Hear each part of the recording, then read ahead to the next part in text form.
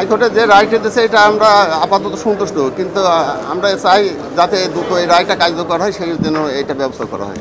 এখন আমরা ওইটাই চাই যাতে অতি দ্রুত যাতে কার্যকর করা হয়, এটা আমরা চাচ্ছি। প্রক্রিয়াগুলো যাতে অতিলম্বে দ্রুত হলে কার্য তালিকায় নিয়ে এসে অতি দ্রুত যাতে শেষ করা হয়। হ্যাঁ, ভবিষ্যতে যাতে আপনার মতো যাতে আর কোনো ছাত্র কারোর বাপ মা যেন এইভাবে বুক খালি। হ্যাঁ, এখন স্মৃতি তো অনেক আছে, স্মৃতিতে আর কি এটা হয়তো পরে বলবে, এই মুহূর্তে বলতে পারছি না। মানে যে শিক্ষা প্রতিষ্ঠানে এই ধরনের র্যাগিং আছে সেটা তো অবশ্যই আমরা পরিবর্তন চাই, যাতে ছাত্ররা যাতে ভালোভাবে বসবাস করতে পারে, ভবিষ্যতে যাতে আর এই ধরনের ঘটনা না ঘটে সেটা আমরা। স্বাধীনতা পুরস্কার দেবে শুনছি, কিন্তু এতে তো সরকার সন্তুষ্ট হয়ে দিয়েছে, সরকারের কাছে আমরা কৃতজ্ঞ জানাচ্ছি। হ্যাঁ, হয়তো তাকে এটা রাষ্ট্রীয়ভাবে স্বীকৃতি দিতেছে, এটাই আমরা খুব গর্বিত। অবশ্যই আমরা আসলে খুবই সন্তুষ্ট আসলে যে আজকের যে রায়টা হয়েছে এটা আসলে আপনার সত্যি বলতে যেটা যে আমরা আসলে হাইকোর্ট থেকে যে এত দ্রুত একটা রায় আসবে, যদি আমি 1 বছর আগের কথা 5 আগস্টের আগে আসলে চিন্তাও কখনো করি নাই যে এত দ্রুত একটা রায় আসতে পারে।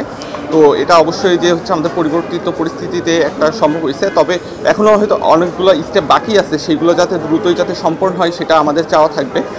আমরা আমরা আসলে প্রায় 5.5 বছর হয়ে যাচ্ছে যে আমরা এটা নিয়ে আসি, আবার হচ্ছে আরও কতদিন লাগবে এটা আমরা জানি না। তো এটা যত দ্রুত শেষ হবে এবং এটা একটা দৃষ্টান্ত হিসেবে উপস্থাপন হবে যাতে ভবিষ্যতে যাতে আর কারোর যাতে এই ধরনের কোনো পরিণতি যাতে না হয়। এই জন্য আসলে আমাদের চাওয়া ওইটাই মেনলি যে যত দ্রুত সম্ভব বাকি যে স্টেপগুলো আছে সেগুলো সম্পূর্ণ হোক। আমার যা আমরা আসলে এই ব্যাপারটা তো ছাত্র রাজনীতিতে পরিবর্তন আসছে কিনা এটা যারা রাজনীতি করে তারা আসলে বলতে পারবে, বাট অবশ্যই আমরা হচ্ছে সবসময়ই চাই যাতে অন্তত যেই পরিণতি একবার আবরার ফাদের হয়েছে তা যাতে আর কোনো অবস্থাতেই যাতে আর কোনো শিক্ষার্থী যাতে না হয়, এটা যে কোনো পরিস্থিতিতেই যেন নিশ্চিত করার জন্য অবশ্যই আমরা চাবো যাতে সরকারের এবং হচ্ছে যারা ছাত্র সংগঠনগুলো আছে তারা যাতে এই জিনিসটা নিশ্চিত করে যাতে আর কারোর পরিণতি একই রকমের না হয়। হ্যাঁ, এখানে আসলে আমি তো আসলে কখনো যে নিজের পরিচয় লুকিয়ে রাখছি বা হচ্ছে ভয় পাইছি ব্যাপারটা এমন না, বাট অবশ্যই এখানে হচ্ছে অনেক ধরনের থ্রেট ছিল, যেহেতু আমরা বুয়েটের হয়তো আমাদের রাজনীতি ছিল না, বাট আশেপাশে যেই বিভিন্ন বিশ্ববিদ্যালয়গুলো ছিল সেইখানে বেশ ভালো রকমের একটা হুমকি ছিল। এবং একই সাথে হচ্ছে আমাদের যেই গত বছরের হচ্ছে এই মার্চ মাসেই হচ্ছে যখন একটা ছাত্রলীগের হচ্ছে কয়েকজন যখন বুয়েটে ঢোকে তখন একটা যে আন্দোলন হয় সেই তার পরের সময়টাতে আমাদের প্রায় সবারই একটা হুমকির মধ্যেই ছিলাম। তো তারপরে আসলে যাই হোক 5 আগস্টের পরে আসলে সেটা থেকে মুক্তি পেয়েছি, তো সেটা আলহামদুলিল্লাহ। এই বিষয়টা আসলে সম্পূর্ণ আসলে আমাদের জন্য হতাশার, কারণ আমরা আসলে অপেক্ষায় আছি কবে হচ্ছে এদের রায় কার্যকর হবে, আর সেখানে হচ্ছে আমরা কাইন্ড অফ হচ্ছে তার মধ্যে হঠাৎ করে জানতে পারতেছি একজনকে পালিয়ে চলে গেছে। ইভেন সে হচ্ছে এমন একজন যে হচ্ছে তাকে রুমে ডেকে নিয়ে গেছে এবং মারার সময় যে উপস্থিত ছিল এমন একজন হচ্ছে সেখান থেকে পালিয়ে চলে গেছে।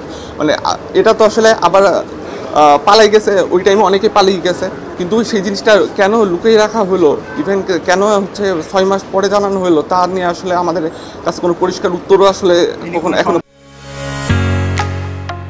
ঢালাইয়ের সেরা প্রিমিয়ার সিমেন্ট।